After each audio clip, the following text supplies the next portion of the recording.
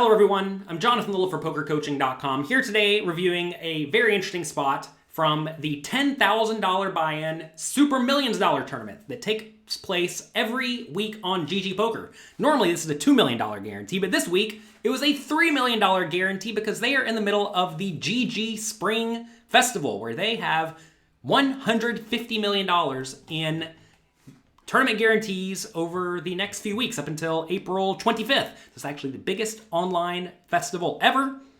It's gigantic. So in this hand, we have a pretty interesting spot where Pedro here is put in a nasty spot with a straight. Normally when you make a straight three-handed, you're pretty happy, but no, not today. As you can see, the payouts here, 3 players remain. They are guaranteed $348,000, but of course everyone is trying to win. It is worth noting the payouts on GG are kind of flat compared to some other live tournaments, especially where they're a little bit more top heavy. In some live tournaments, back when I won my WPTs a while back, I remember third place in one of them was 250. Third was 250. Second was 500 and first was $1 million. So it went double. Here you can see it's 348, then just a little bit more, 451, then a little bit more. 586. So relatively flat-ish payout structures compared to what you will see live. That said, of course, you still want to try to win the tournament. All right. Our players today. We have Pedro. Oh my goodness, I'm going to mess up this name. Garagnani. Pedro Garagnani. There we go. I don't know anything about Pedro, but he does seem to play live a little bit. 76,000 in cashes. But on GGPoker alone, he has 1.2 million. So he is in there battling in the high stakes and doing great. As we see, he has final tabled this tournament 2 times. The second final table. Third cash, he's only played it 5 times. He is absolutely crushing this tournament. His opponent in this hand is a mystery player, ILUCKuHARD from Austria. Only $200,000 in online tournament winnings. 4th time playing this tournament, but final tabled it on the 4th try. That's not too bad at all. All right, let's take a look at this very interesting spot featuring these 2 players. So, Pedro, solid middle stack here with 37 big blinds. This is a spot where you do have to be a little bit cautious because you have the big stack on your direct left. I don't know anything about Leave Me Alone either, but you should probably raise the 7-6 suited. If you know definitively that you're going to get 3-bet a lot in the spot by the big stack, because notice that Pedro raises and Leave Me Alone re-raises. ILUCKuHARD's going to fold a lot, and then Pedro's in a pretty nasty spot, even in position with a lot of marginal hands. If you think you're going to get 3-bet a lot, you should maybe fold this. That said, I'm just going to raise it pretty much every time. You could also limp. I suppose that's reasonable.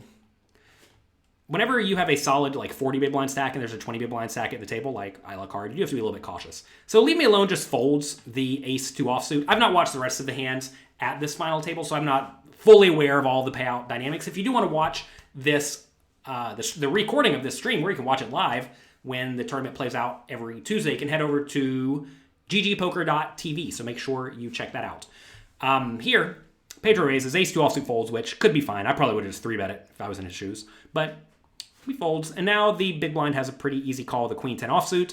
If ILUCKuHARD knows Pedro is opening really wide, then, look, queen-10 would be a really loose shove, but whenever you are very clearly the last place stack, you are kind of incentivized to gamble, because if you all just sit here and play kind of weak and tight for a while, you're going to be the one who blinds out first, right?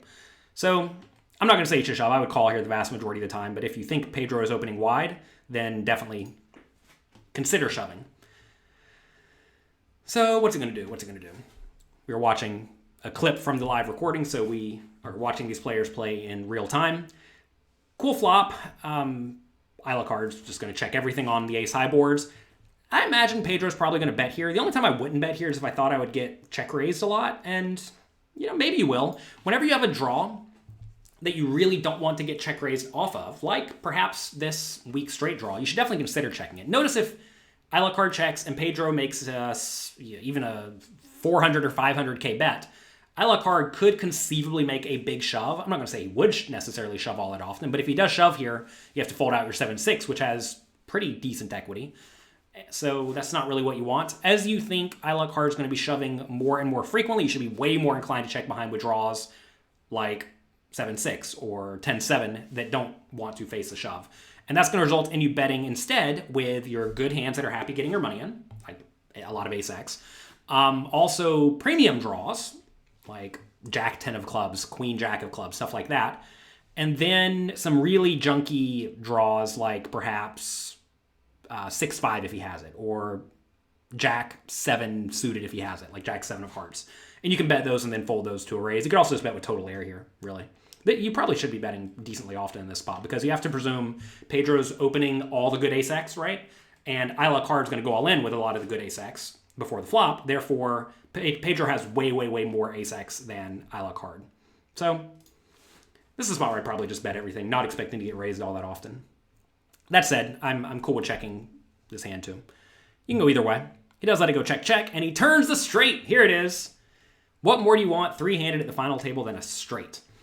All right, cool spot here where ILUCKuHARD's strategy is going to depend a lot on what he thinks about Pedro's strategy. If he thinks Pedro's range in this scenario to let it go check, check on the flop is a whole lot of marginal made hands, like perhaps ace 4 and worse. So ace 4, pocket kings, king 9, jack 8, stuff like that. If he thinks his range is pretty marginal, I definitely like the idea of betting the turn in the river to put all of that range in a pretty nasty spot. If he thinks his range is instead some junky draws and some reasonably strong marginal made hands, like perhaps some ace-X, that are going to call down, then you have to be way more cautious betting. Also, if he thinks that Pedro's range contains some flush draws that would not bet the flop and want to get check raised, right? Like I mentioned, then this is a spot where you can't really be too happy betting the turn with the queen 10 because Pedro's going to have some flushes. And if he's not going to fold his aces and he's not going to fold his flushes, then you're betting into a range that's going to call you down decently often. That said, we do have queen high and a gut shot for a junky draw. And, junky draws don't necessarily mind betting. That said, in this spot, I think it's probably okay just to check call. I know it's annoying. You don't want to just check it down here all that often with the queen high. I don't see any great options, though, because notice sometimes ILUCKuHARD's going to bet and get raised when he's against flushes, like weaker flushes, when he gets a straight randomly, right? That said, he may be thinking that Pedro has literally no straights in his range, in which case it becomes a little bit more reasonable to bet in this scenario. If we are going to bet, do we try to set up the double barrel all in on the river? I think I probably would here. When you're the shallow stack, like I mentioned earlier, you don't really care if you go broke next because you're probably going to be the person who goes broke next anyway. So I think I would be setting up an all-in. So if you want to set up an all-in in this spot, you want to bet something like 800K. That way, if Pedro calls, pot's going to go up to, about 3 million? And you'll have about 3 million left. That'll allow you to make a pretty big shove on the river. And if we're trying to get Pedro off of a range of mostly weak ace, pocket jacks, and a 9 or an 8, then I think that's probably what you need to do to get the job done. When you use a small bet like this, and then something like a million chip bet on the river, you're going to get called a lot. And this really is a spot where your strategy depends very, very heavily on Pedro's strategy. And, maybe ILUCKuHARD knows something about his range, or maybe he doesn't. Knowing nothing about his range, I'd probably just check this. And, that could be too weak, but I think it's probably fine. And I would check call. It's annoying to check call, but if you face a small bet here, it's fine. All right, over to Pedro. What do we do? What do we do here with the 7-6? Now look, YouTube chat. I know that ILUCKuHARD has just a flush draw that you really want to get protection against, but Pedro doesn't know that. Pedro, for all he knows, could be against a lot of garbage that's drawing thin or dead, or he could be against a lot of flushes that he should just fold against. So in this scenario, what would you do in Pedro's shoes? I want you to pause the video and write in the comment section below what you would do in this spot. Going through this active learning process is going to go a long way to helping you improve your poker skills because you're thinking about what you would do in this spot. And you're going to see what these strong poker players do in this spot, right? So this is a spot where I think we have a pretty easy raise. And you may say, but don't we always lose a bunch of money when we're against a flush? And yeah, we do. But we're going to lose a bunch of money against the flush anyway. This is a spot, though, where if ILUCKuHARD's range contains some ace-X, like the weaker ace-X, maybe some 9s, or random draws, you really, really, really want to get protection. And right here, notice ILUCKuHARD's hand is perfectly happy putting in 364K into a pot that's going to go up to 2 million, right? It's just, fine. So you want to cut off the odds. We discuss this a lot at pokercoaching.com, how to play the specific hand types. And this is a scenario where even though 7-6 for the straight could be beat, you have to play it effectively like a marginal made hand. Check it out, pokercoaching.com/free. It's completely free to try out poker coaching, so you might as well give it a try at pokercoaching.com/free. Let's see what Pedro does. I would raise here to something like $1 million, 1.2 million. I'd also raise with weak flushes here. And you can probably get away with raising some marginal draws. Queen with the jack of clubs, maybe, stuff like that. Although maybe calling is just best with those hands too. He does raise to about $1 million, which I like a lot. ILUCKuHARD's in a nasty spot though. I think you just have to call and try to get there. You could rip it in if you really thought that Pedro's range was very marginal. The problem though is that if his range to check back flop is marginal, and now all of a sudden he's raising the turn, what is going on here? It's weird. Whenever you think your opponent's range is marginal, yet here they are raising it, kind of implies they have a really good hand, right? So if he has a really good hand, like 2-pair or better, he's just not going to fold. And he could have some 2-pair, right? He may raise the 8-5 suited. He may raise the ace-5 offsuit. And he would probably just raise and play for all the money in this scenario. And he could also just have a flush, right? Don't forget he could just have a flush. So it's a pretty brutal spot, which is a good reason to not bet, right? That said, you can't always check out a position here with the queen 10, fearing the absolute worst, right? If you bet and you think you're very rarely going to get raised, it's way better to bet 360K and have your opponent call you a lot than you check and your opponent bet, let's say, 900K and then not give you good pot odds, right? So always consider all the ways the hand could play out. Like right here, even though this didn't work out great for ILUCKuHARD, it's not going to work out poorly all that often. Anyway, here comes the river. River's a 7. Another cool spot. This is a scenario where if there was not a 3 flush on the board, I would probably like a bluff all in from ILUCKuHARD. Why? Because ILUCKuHARD definitely has way more 6s in his range than Pedro should. Now, of course, we see Pedro has a 7-6 here, but more often than not, he's not going to have a whole lot of 6s. This is a spot where Pedro is going to have a whole lot of good made hands, like sets, 2 pairs, and junky draws, like busted draws, like Queen Jack, right? That said, when there's the 3 flush available, I think you just can't go for the bet here. It's a spot where you are going to run into flushes sometimes and straights sometimes, and perhaps 2-pair just finds a call. And for that reason, I think you just have to give this one up. And I don't think you can have any leads here. I mean, this is a nasty spot. Obviously, you have some hands like this that would love to be able to bluff, but I think you just can't get away with it in this scenario because it's too likely you're going to run into random 6 or sets or flushes. And I don't think sets and flushes are, well, flushes obviously are not folding. I also don't think these sets are going to fold. All right. He does decide to go for the bluff, though. Fun spot, right? I get the idea of bluffing this spot. I probably would not go for it because we're completely lacking the nut advantage in my mind. Although, to be fair, maybe ILUCKuHARD does have some low flushes he wants to play this way. But you got to think if he has a low flush, he'll just rip it in on the turn, right? So what's he really representing here? From a logical point of view, obviously, if he's a very strong player, he's going to have plenty of bluffs in his range too, if he is taking this line and trying to be balanced. But you got to think he's going to bet the turn with low flushes, get raised, and then shove, right? So he really only has really good flushes here, or nothing, right? So if he has really good flushes, why would he bet? He would want to check and just give Pedro every opportunity to shove, especially on this board where Pedro's busted draws are going to feel inclined to bluff.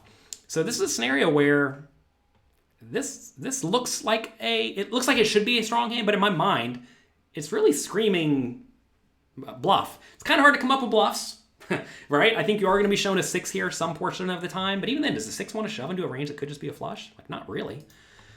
Cool spot, right? I have no clue if this bluff is good or bad on the river. It could be really good, it could be really bad, but I know you can't really fold straights here. Whenever you beat the busted draws, and there are a lot of busted draws available, as there are here, and your opponent's probably loose, battly, aggressive, splashy, which, again, I don't know if ILUCKuHARD is, but probably is. He's playing $10,000 buy-in tournaments, right? You just have to find calls with your bluff catchers. Also, it's a cool spot because we don't block any of the busted flush draws, like the king of clubs or the queen of clubs or the jack of clubs. And I think those are the draws that ILUCKuHARD's most likely to have. So I think it's just an annoying spot to call. You're going to lose a lot, but sometimes that's how it goes. You think Pedro's going to find the call? What do you think?